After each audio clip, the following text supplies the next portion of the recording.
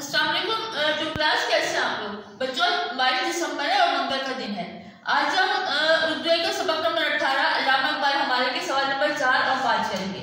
सवाल नंबर 4 है दुरुस्त जवाब पर दायरा लगाएं।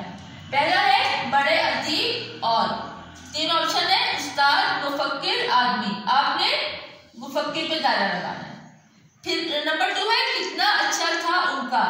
ऑप्शन है नाम, काम, शहर। आपने नाम को वो सर्कल लगाना है। नंबर 3 है इल्मो डैश की दौलत पाई।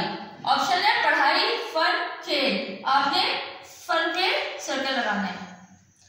फिर नंबर 4 है उनकी प्यारी प्यारी।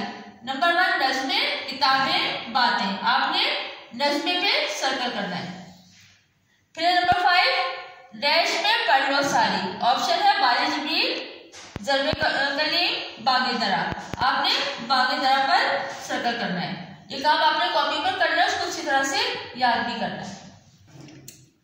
अब हम सवाल नंबर 5 करेंगे। दुरुस्त जवाब के सामने स्वाद और गलत के सामने गैर लिखें। नंबर 1 है अल्लामा इकबाल ने बड़ों के लिए कुछ नहीं लिखा। इसके सामने हम लिखेंगे गैर, क्योंकि अल्लामा इकबाल ने बड़ों और बच्चों सबके लिए किताबें लिखी हैं। नंबर 2 अल्लामा इकबाल हमारे कौमी शायर हैं। इसके सामने हम लिखेंगे स्वाद। नंबर 3 है अल्लामा इकबाल का नाम अच्छा नहीं है। ये जुमला भी गलत है, इसके सामने हम लिखेंगे गैर। फिर नंबर 4 है अल्लामा इकबाल ने बहुत सी किताबें लिखी।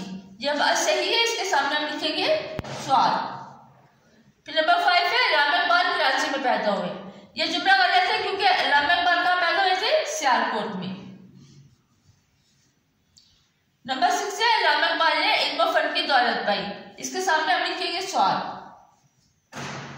ये काम आपने कॉपी पर करना है और उसको सीधा से याद भी करना है। और आपको पता है कि स्वाद और गैर और सर्कल हम कलर पेंसिल से करते हैं, तो आप ये काम इसी तरह से प्यारा प्यारा करना है और उसको अच्छी तरह से याद भी करना है।